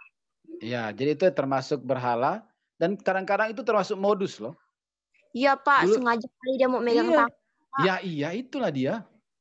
Itu di Jakarta pernah kasus tuh ya. Orang Kristen lagi pulang ibadah, naik taksi, lalu si taksinya mulai modus. Wah, kayaknya kamu ini auranya apa. Lalu terjadilah pelecehan seksual. Hati-hati. Itu modus itu. Iya Pak. Bilang mau meramal, rupanya ada maksud. Ya, nggak usah dia ngomong tentang kita sukses. Tuhan udah bilang, kita harus lebih dengar Tuhan daripada kata si pembeli es. Iya, Siapa ada tadi namamu? Selviana Pak. Oh ini Selviana ya. Nggak usah lah si pembeli es itu meramal kamu ya. Tuhan sudah bilang ya, masa depanmu penuh harapan ya. Jadi besok-besok kalau ada lagi yang datang beli es mau meramal, janganlah kasih lagi ya. Itu modus itu ya. Ya, oke. Ada lagi next? Masih ada Pak. Ya. Makasih. Saya Ya, Pak, oke, saya oke. Pak. Siapakah dia? Stefanus Pak. Ya Pak. Atau Stefanus dulu ya, Febia sebentar ya. Baik. Ya Tadi Febia. kan, ya Pak. Oke. Tadi kan Bapak bilang kalau orang yang meramal itu melalui garis tangan dan tafsiran mimpi, Pak. Bagaimana tafsiran mimpi yang dilakukan Yusuf kepada Raja Firaun? Apakah itu termasuk penyembahan berhala, Pak? Ya, bagus. Ya, nah tafsiran mimpi yang di sini, ya. Nah itu biasanya pakai buku, ya. Jadi ada rumus-rumusnya, itu satu. Yang kedua, dia bukan berdoa kepada Tuhan. Kalau Yusuf kan jelas, waktu si Firaun panggil dia mau mengartikan, dia sendiri bukan karena punya keahlian khusus menafsirkan, itu kan diberikan Tuhan. Karena hikmat daripada Tuhan. Jadi waktu Firaun panggil dia kan dia berdoa, angkat hati kepada Tuhan. Ya doalah dalam hati, minta supaya Tuhan beri aku hikmat supaya aku bisa mengartikan mimpi daripada Firaun. Jadi di situ nggak ada misalnya mantra dibaca atau pertapaan khusus di penjara waktu Yusuf, sehingga dia bisa mendapat hikmat untuk menafsirkan mimpi daripada Firaun. Itu adalah hikmat daripada Tuhan, ya. Demikian juga dengan contoh yang lain itulah Daniel. Daniel itu juga mengartikan mimpi dari Nebukadnezar, ya, atau raja pada masa Daniel itu juga itu lebih dahsyat lagi kalau zaman Daniel ya. Rajanya mimpi, dia suruh orang-orang pintar dia datang dikumpulkan, lalu raja bilang begini, coba kalian ceritakan kepada saya mimpi saya dan artinya. Jadi dia mimpi tapi dia nggak cerita mimpinya. Dia suruh orang-orang kasih tahu dia tentang yang dia mimpikan, lalu artinya. Jadi seluruh ahli mantra, dukun-dukun pada waktu itu tidak bisa. Lalu datang Daniel, berdoa, Tuhan beri aku hikmat, supaya aku bisa menceritakan kepada raja ini apa yang dia mimpikan beserta artinya. Jadi waktu Daniel bercerita persis seperti yang dimimpikan oleh raja, beserta artinya. Dan itulah membuat raja terpesona, dan memerintahkan rakyatnya untuk menyembah Allahnya Daniel. Jadi sumbernya beda ya, cara meramalnya itu lain gitu loh ya. Yang satu sumbernya dari roh jahat dan pakai media-media kayak buku, kayak manggil-manggil apa gitu ya, baru dia bisa meramal. Kalau yang Yusuf dan Daniel itu berdoa dan mereka tidak melakukan ritual khusus untuk bisa meramal. Tidak ada pertapaan khusus di penjara atau di ruang kamar mereka. Ya, supaya mereka bisa meramal. Itu memang hikmat yang diberikan oleh Tuhan. Ya, jadi bedanya di situ ya, Stefanus ya. Sumbernya itu lain. Berarti kalau itu hikmat berasal daripada Tuhan itu bukan berhala ya Pak? Ya, jadi di Alkitab itu di 1 Korintus itu ada karunia. Ada daftar karunia. 1 Korintus, saya lupa 14 atau 12, nanti bisa dibaca. Ada 9 karunia. Salah satunya di situ adalah karunia pengetahuan. Apa itu karunia pengetahuan? Atau istilah kalau zaman dulu lagi dibilang marifat. Jadi itu dia, bisa mengetahui sebelum orang itu bercerita. Jadi misalnya saya doakan, saya ketemu Stefanus, sebelumnya belum pernah tahu tentang Stefanus. Tapi waktu berhadapan, waktu ngobrol dengan Stefanus, tiba-tiba Roh Kudus kasih tahu saya tentang masa lalu Stefanus, Rusli, kehidupan pribadi Stefanus, itu bisa. Namanya karunia pengetahuan. Tapi Roh Kudus yang kasih tahu, bukan karena saya baca mantra tertentu, atau memakai jimat-jimat tertentu, lalu punya kemampuan itu. Nah, jadi berasal dari Tuhan. Karunia Roh Kudus. Karena disebut karunia Roh Kudus, maka tidak mungkin orang dunia punya. Harus orang yang percaya Tuhan. Nah, itu bedanya. Orang yang mampu melakukan, yang mampu menafsir tapi tidak percaya Tuhan, itu bukan karunia Tuhan. Sedangkan karunia Roh, namanya aja karunia Roh Kudus. Berarti harus percaya Yesus dulu, terima Roh Kudus, baru Roh Kudus itu beri karunia. Namanya karunia pengetahuan. Karunia hikmat dan pengetahuan. Dulu orang suka bilang marifat, tapi di Alkitab itu nggak ada tulisan marifat. Ya, tetapi yang dimaksud dengan marifat itu adalah hikmat dan pengetahuan, seperti yang ada pada Yusuf dan Daniel. Gitu ya, Stefanus. Gimana? Cukup jelas? Cukup jelas, Pak. Terima kasih, Pak. Oke, ya seperti itu. Jadi karunia Roh Kudus diberikan oleh Roh Kudus setelah orang percaya dan bukan dari sumber yang lain. Ya, seperti itu. Ada lagi, silakan. Salam Pak, salam ya. Pak. Perkenalkan Siapa? nama saya Elia Pak. Elia Pak. Oke Elia, bagaimana? Silakan langsung. Baik Pak, saya ingin bertanya. Saya kan satu kampung nih. Dia tuh masih kecil Pak. Di bawah, intinya dia tuh umurnya di bawah 10 tahun. Tapi dia nih kayak tidak menyadari dirinya gitu. Kalau dia tuh punya kayak, dia nih misalnya kalau ada orang sakit, dia tuh bisa kayak hanya dengan air liurnya tuh dia bisa menyembuhkan orang tersebut. Emang sih tidak instan, tapi dia tuh dalam jangka seminggu ataupun 2 minggu dia langsung sembuh orang sakit tersebut. Jadi dia nih kadang dimarah sama mamanya karena dia masih kecil kan, kata mamanya tuh kayak aneh gitu. Makanya banyak orang kampung tuh ngirain dia tuh kayak yang Bapak bilang tuh kayak ada gaib-gaibnya. Tapi ternyata itu tidak. Itu bagaimana ya Pak? Kan kayak beranggapan orang kampung tuh kayak aneh gitu kan. Kayak dia kan masih kecil tuh, tanpa dia sadari pun dia nggak tahu kalau dia tuh bisa kayak gitu menyembuhkan. Sampai sekarang tuh orang kampung kalau ada yang sakit gitu, kalau anak kecil yang sakit, pasti datang ke anak kecil tersebut, Pak. Itu disebut apa, Pak? Lalu dikasih liurnya sembuh. Iya, kayak gimana ya bilangnya tuh, kita nggak tahu apa yang dia sebut gitu, Pak. Tapi seketika dia sudah ngapain lah itu, tak berbaca apa dan mengeluarkan liurnya, itu seminggu 2 minggu langsung sembuh, Pak. Umur berapa dia? Umurnya sekarang kelas 3 SD, berarti kisaran 8 atau 9 tahun, Pak. Orang tuanya udah percaya Tuhan? Orang tuanya percaya Tuhan, bahkan dia sendiri itu ibadah setiap minggu, Pak. Anak itu. Jadi makanya orang kampung tuh heran gitu, kayak aneh kok anaknya sering ibadah, terus orang tuanya aktif ibadah, bahkan orang tuanya tuh sering memimpin pujian gitu, Pak. Tapi anaknya itu yang orang kiranya bagaimana gitu, Pak. Oke. Itu disebut bagaimana, Pak? Oke.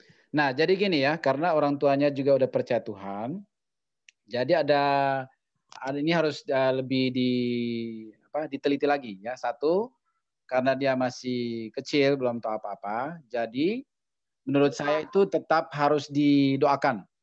Takutnya kita kan belum tahu pasti nih, apakah ini karunia dari Tuhan, atau kayak tadi yang kita bahas, karena kekuatan supranatural yang turun dari orang tua nenek moyang, karena dulu mereka menyembah berhala. Jadi si anak ini harus dibimbing. Dia kan namanya anak kecil belum tahu apa-apa.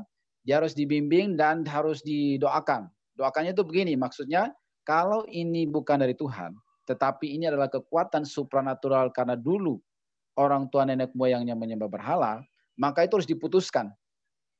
Ya, lebih baik dia tidak melakukan apa-apa. Artinya setelah didoakan ternyata misalnya ilmunya itu hilang, lebih bagus supaya tidak menjerat lebih banyak korban karena mengira itu karunia dari Tuhan, kira-kira begitu.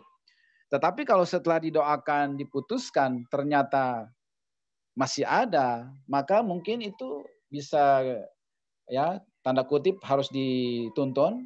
Bisa jadi itu karunia dari Tuhan, tapi dia harus dibimbing karena belum tahu apa-apa. Supaya dia doakan itu dalam nama Yesus dan nggak harus pakai liur, kira-kira begitu ya. Nah, jadi itu harus ada yang hamba Tuhan yang mau melayani keluarga ini gitu loh. Jadi artinya datang dibahas secara khusus, ya, diselidiki garis keluarganya, keturunan dari ayah ibunya itu ada nggak dulu yang pernah terlibat berhala. Kalau ada, maka kemungkinan besar kekuatan supernatural turun itu ada, sangat besar. Maka doakanlah si anak ini karena dia nggak tahu apa-apa.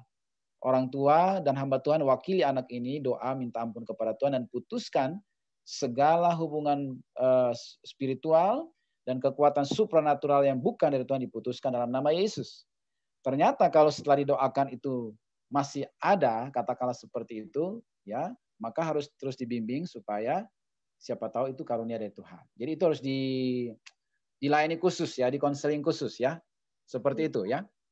Pak, tapi apakah salah ataupun tidak boleh gitu Kak Pak kalau dia kayak istilahnya kan kalau bagi kita yang tidak tahu apa-apa gitu, istilahnya dia menolong gitu ya. Ya. Tapi apakah salah gitu Pak?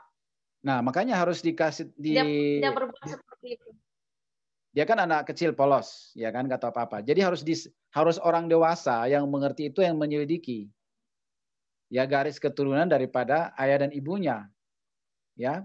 Jadi segala sesuatu yang supranatural kalau dia belum di dalam Tuhan, itu bukan karunia Tuhan. Karena namanya karunia Roh Kudus itu dia harus udah orang percaya, baru Tuhan beri karunia kepada dia. Makanya ada daftarnya di dalam 1 Korintus itu. Namanya juga disebut, judulnya di situ adalah karunia-karunia Roh Kudus.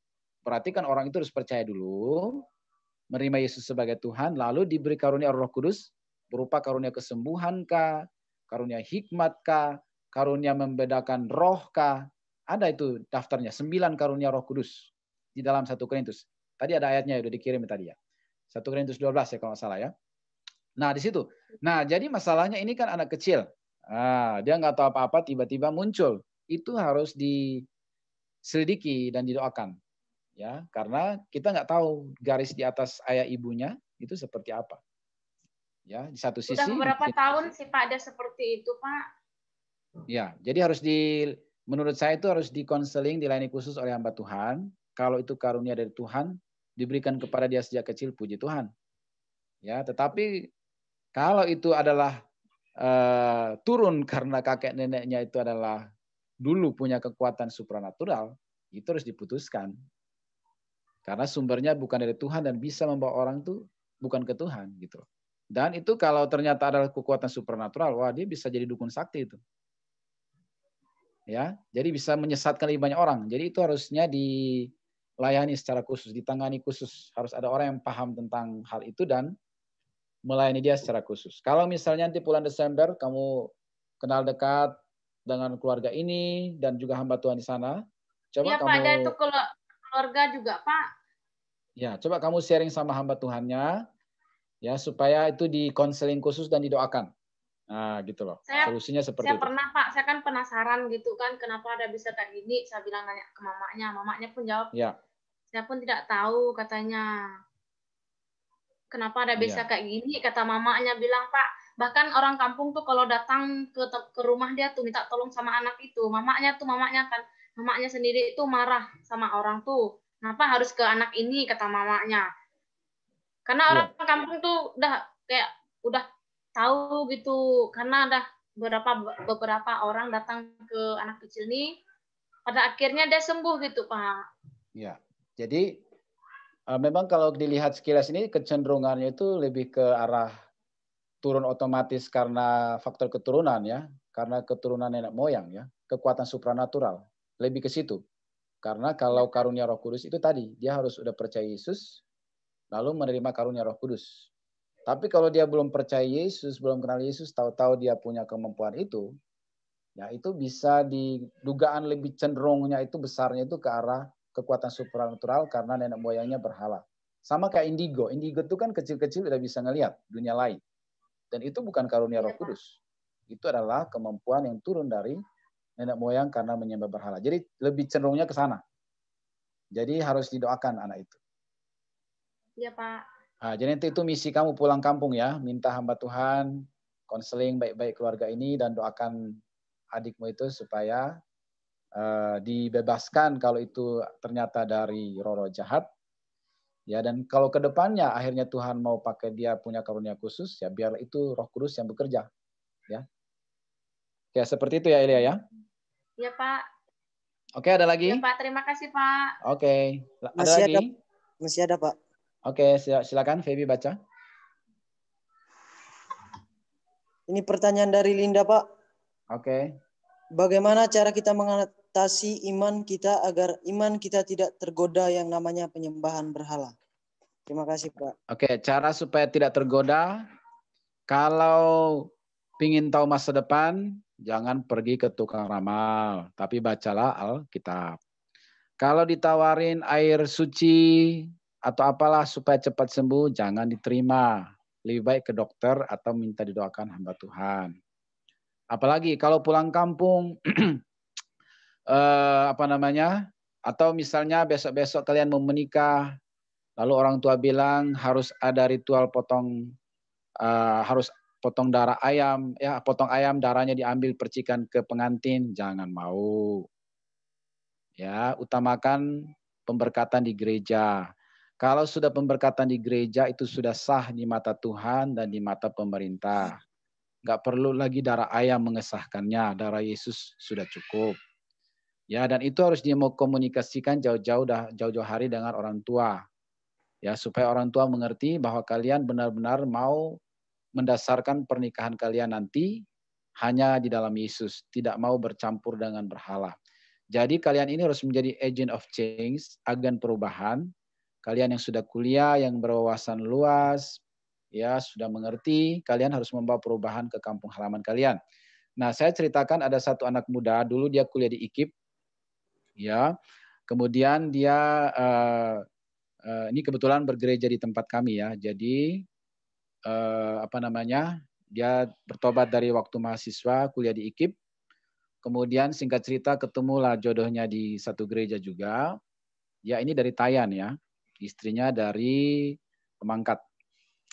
Lalu waktu menjelang pernikahannya, biasa aturan di gereja itu saya kira rata-rata sama, harus ada konseling pranikah atau BPN, bimbingan pranikah.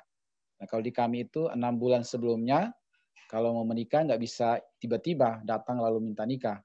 Harus ada dijadwalkan 6 bulan sebelum hari H itu sudah harus dikonseling atau dibimbing pranikah. Nah, jadi dalam bimbingan pranikah itu dia bercerita bahwa dia ingin supaya nanti pemberkatannya di gereja di Pontianak, lalu pestanya itu di kampung, di Tayan. Ya, saya bilang oke, silakan, nggak ada yang salah. Lalu dia bilang, tapi Pak, kalau di kampung itu biasa ada ritual di mana harus ada darah ayam dipercikan oleh para tokoh-tokoh adat, lalu ada ritual lah pokoknya yang menjurus kepada berhala. Ya, saya bilang kalau sudah pakai cara Tuhan dan sudah diberkati di gereja, itulah yang terutama dan terpenting. Ketika ditumpangin tangan oleh hamba Tuhan, berkat Tuhan turun. Itu sudah sah di mata Tuhan, di mata jemaat, dan di mata pemerintah. Tidak perlu lagi ditambah dengan berhala. Ya, lalu dia bilang, tapi bapak saya itu orang terpandang. Kalau nggak dibuat kayak gitu, nanti bapak saya itu bisa dikucilkan. Ya, saya bilang kita harus berdiri di atas kebenaran. Kalau sekali kebenaran, tetap kebenaran. Nggak boleh kompromi.